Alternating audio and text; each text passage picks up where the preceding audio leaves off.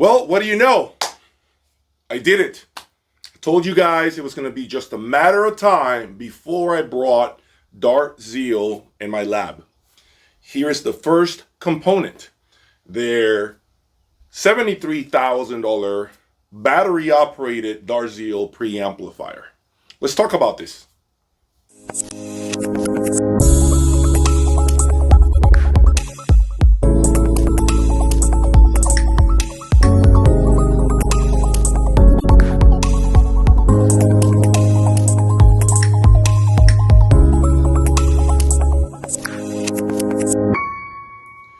Welcome back, everybody. Thank you for being here with me. I am super excited today to bring you my new Dart Zeal preamplifier. But before I get started, you know the drill. Subscribe, hit that like button.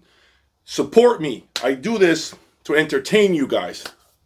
The only thing I ask of you is to please hit that like button and subscribe, okay? And support me, because that way I will continue to bring this level of electronics in my lab that you will not see on any other YouTube channel. Anyway, you have seen my videos in the past about my criticism with Dart Zeal. Dart Zeal not showing up at shows here in the United States. I mean, next to no representation of any kind.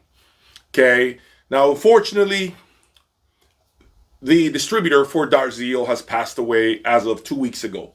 And so right now, as far as I know, there is no distribution for the Dart Zeal brand in the United States.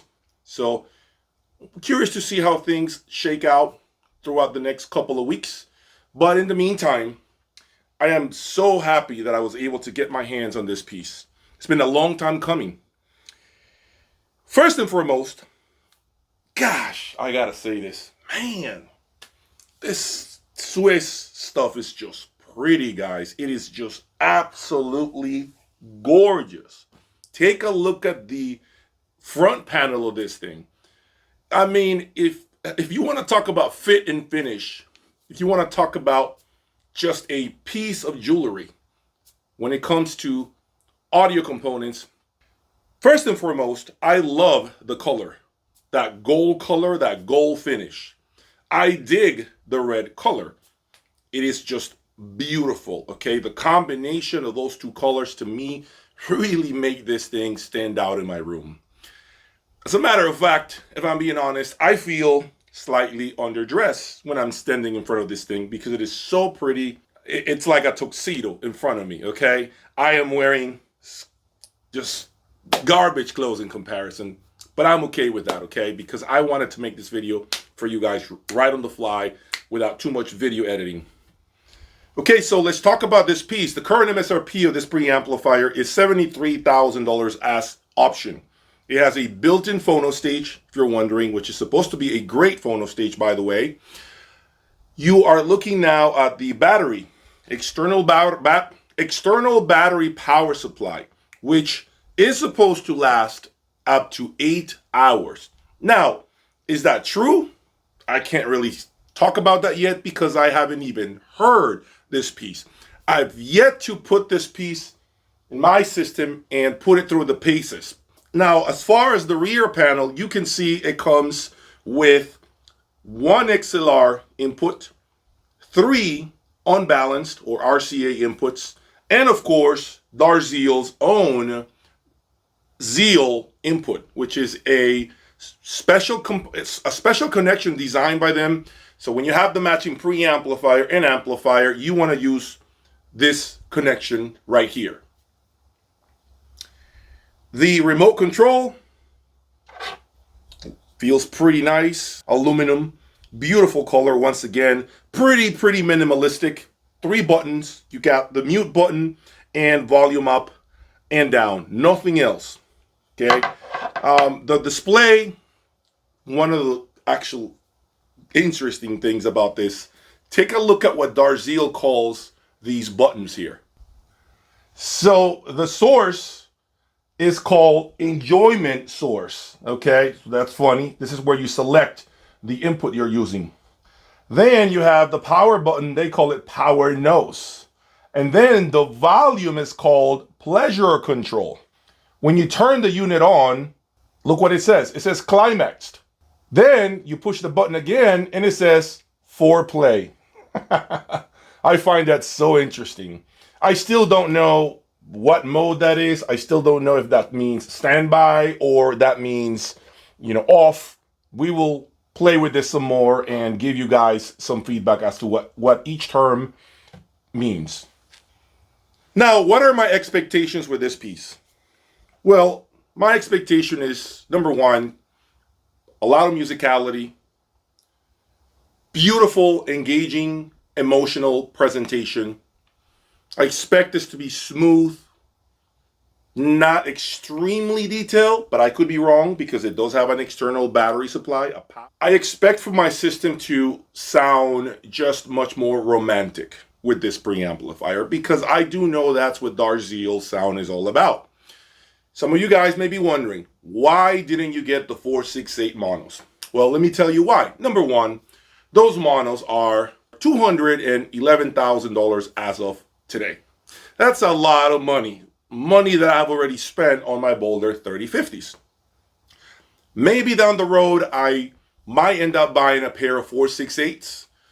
But right now, financially speaking, I'm not prepared to make such a large investment. Now, yes, trust me, I understand it's a must-have with this line stage. But I ask you guys, why can't we have fun? Why can't I use this with my Boulder monos to see what kind of results I get? I understand there are some impedance things that you have to be careful with. I understand the matching, the mismatch of such things may not be a great combination. But that doesn't mean I'm only going to use the Boulder 3050s. I have a lot of other amplifiers that you will see soon on my channel. So we're going to play with this preamplifier extensively. We are going to put a lot of different amplifier brands through it to see what kind of results I get. If you're wondering, if you want to know, do I think this is going to be better than my 3010? I don't. There, I said it. I don't expect it to be better, okay?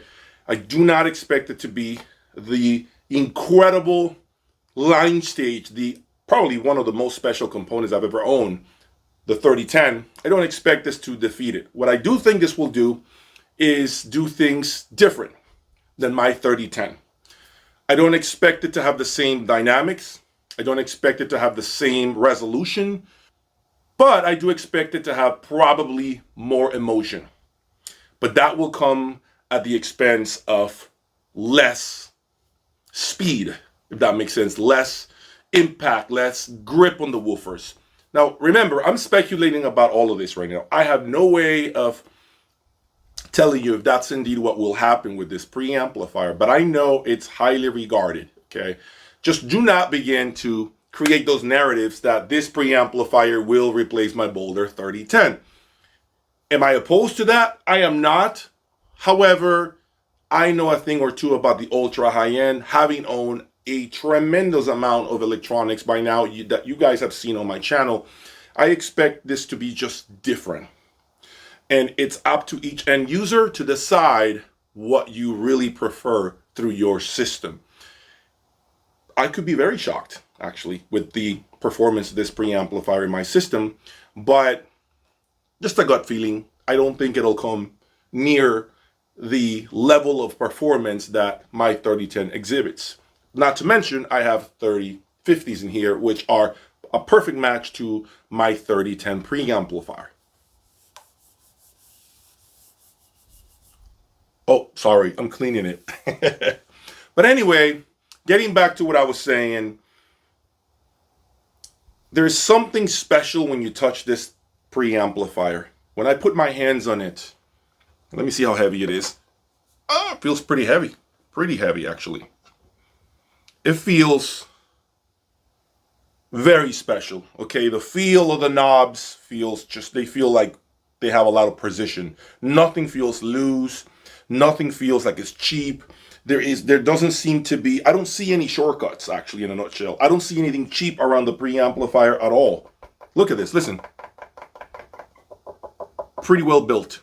There's a lot of technology behind this preamplifier that I'm unable to articulate right now for you all. Look it up online so you understand what makes this preamplifier really special. My job here is to tell you how special does it sound.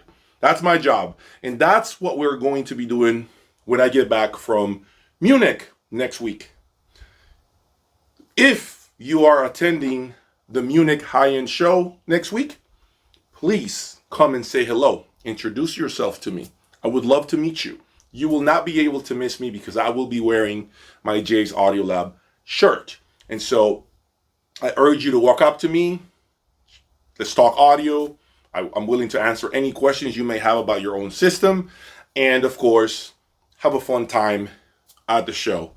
I have such high expectations for that show because it is supposed to be the best show in the entire world. And I want to get out there to hear amazing electronics that I unfortunately don't have the pleasure of hearing here in the United States.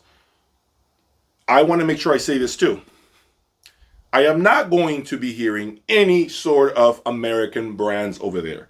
If I see Wilson Audio in a room, I'm going to walk right past it. If I see Magical, I am going to walk right past it. If I see Rockport, I am walking right past it. I do not want to hear any American brands while I'm in Germany. If you are a European brand and you're watching me, I am coming to highlight you. I am coming to hear your products, and I want to be in front of some amazing presentations, okay? Something that I don't have the pleasure of hearing here. That's the beautiful part about heading out to Germany. And I am prepared to get out there and just walk for 3-4 days straight. I already just feel my back hurting, okay, from seeing a ton of different rooms. But I will be there and you guys will get a ton of coverage. So make sure you are subscribing to the channel because next week you are in for a treat. I will highlight everything that you don't see here in the United States. I will be making content, potentially conduct a few interviews with some exhibitors, and of course, give you the latest scoop on what products are about to be released, because most brands, in case you do not know, release new product in Munich. And so Magical did it. Rockport did the Orion over there too. So I know that even American brands release their future products in Germany. So you guys will get all that right here at jaysaudiolab.com. Anyway, I hope you guys are excited to hear this puppy in my room. I am getting ready to install it and remove my 3010 and let it warm up for a few days. Maybe over the weekend you will get a couple of songs through it to see what you guys think. But stay tuned for that. Thank you again. Take care. Peace.